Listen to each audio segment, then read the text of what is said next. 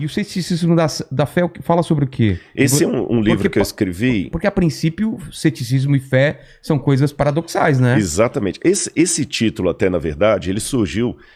que eu tive algumas entrevistas no programa do Jô. Eu vi. E a terceira entrevista que eu tive lá, foram 3 entrevistas. Na terceira, eu lembro que eu falei com ele que a fé era racional. Aí ele falou, essa foi a maior antifrase que eu já ouvi aqui no programa. Total, né? E eu falei com ele, olha, é porque se a fé não for racional, não é fé, é fideísmo, ou crendice.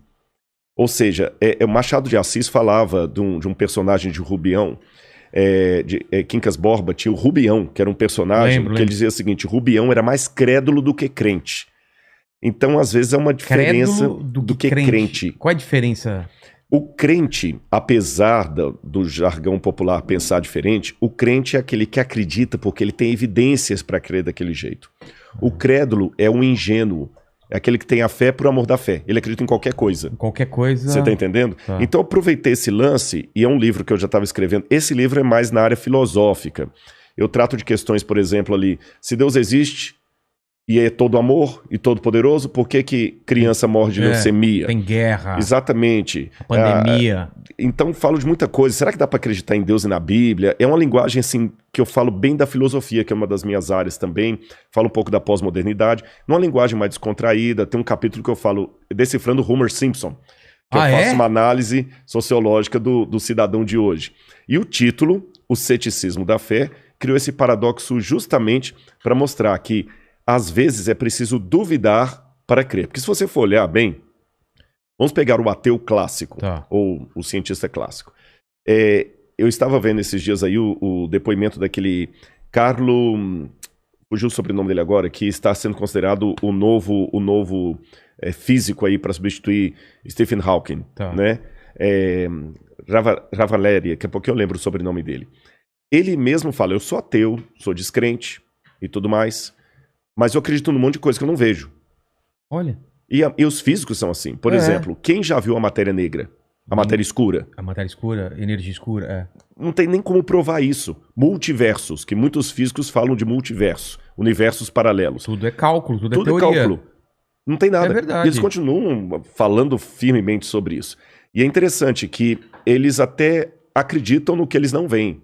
Porque ele foi ao universo, não vê Deus lá, então ele crê que Deus não existe.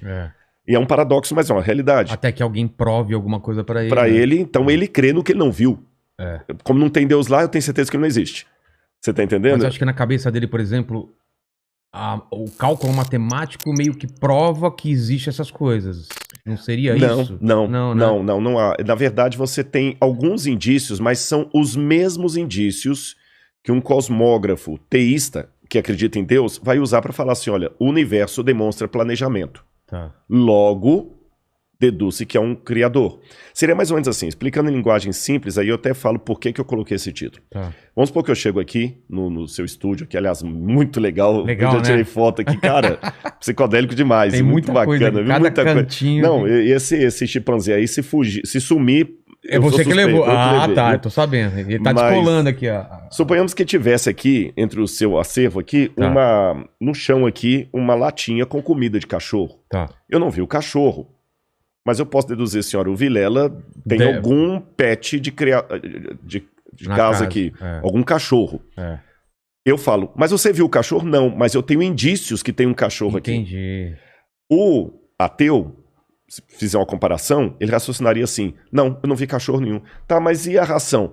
Deve ter outra explicação racional para a presença dessa ração aqui, mas não é que existe um cachorro na casa. A não ser que eu veja um cachorro. A não ser que eu veja um cachorro, eu posso ver a ração, ela não é indício que é um cachorro. Então por que a ração dá? Aí ele começa a trabalhar com outras hipóteses. O Vilela, como ele tem aqui um macaco à mesa, tem um símbolo da Coca-Cola, tem uma geladeira ali da General Electric, ele colocou um objeto também, ponto. Mas ele não trabalha com a hipótese de existir um cachorro. Entendi. Então ele não vê no universo a digital de Deus, mesmo sendo planejado, falando, Deus não existe. Tá, e como é que tudo é planejado? Não sei, um dia saberemos. Eu trabalhei com o título Ceticismo da Fé, justamente, Vilela, porque eu sou cético para acreditar que certas coisas são pura coincidência. Tá certo? O universo é tão bem montado, os próprios físicos dizem isso, do nada, nada se faz. Então, se tudo começou um dia, o Big Bang, É, né, e o Lamaitre, que tinha antes o que do Big tinha Bang? antes? Agora, esse novo cosmólogo já está trabalhando assim, não, talvez antes do Big Bang houvesse um outro universo É. que nós somos gerados por ele, mas esse talvez é uma coisa especulativa, que eu nem posso chamar de filosófica. É especulativa total, porque não existe indício nenhum disso. Quando o George Lamaitre, que era padre, por incrível que pareça, desenvolveu a teoria do Big Bang, na época de Einstein, eram amigos de Einstein e tudo mais, o que eles disseram? Esse é o que é clássico sobre o Big Bang e que está mais próximo de ser comprovado. Tá. Em primeiro lugar, o universo teve um começo. Esse universo que nós acreditamos teve um começo. E antes do universo não havia nada. Nem o tempo, nem o espaço, gravidade. nem a gravidade, nem a energia, não havia nada. Era o zero absoluto. Isso. A incógnita é a seguinte: do nada, nada se produz. Ex nihilo, nihil fit, diziam os latinos.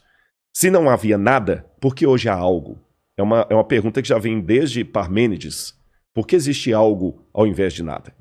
Eu sou cético demais para acreditar que do nada pode sair tudo. É mais sensato para mim acreditar que existia uma causa primeira, para citar o Aristóteles aqui, essa causa primeira que deu origem a tudo que existe e ela mesma não pode ser dimensionada ou delimitada pelo tempo, pela gravidade, porque essas coisas partem depois dela.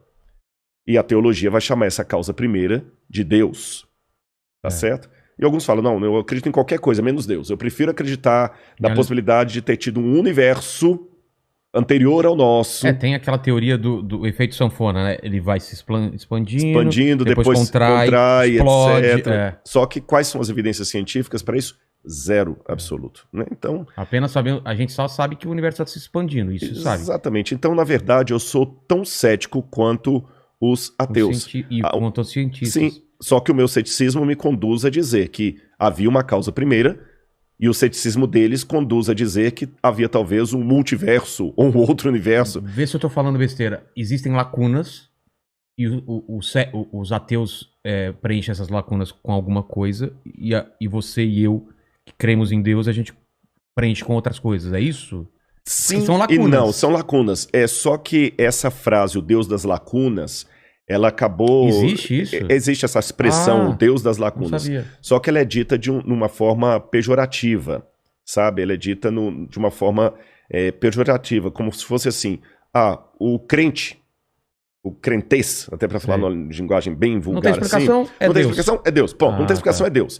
E isso acaba caindo realmente numa forma caricata. Fácil, né? É exatamente, porque existe também o acaso. Eu tô conversando com você aqui, eu posso derrubar esse copo e cair no chão e quebrar. Não é um milagre. É um milagre, ou o diabo que derrubou, Deus que derrubou. Então, realmente é uma forma caricata de falar da fé.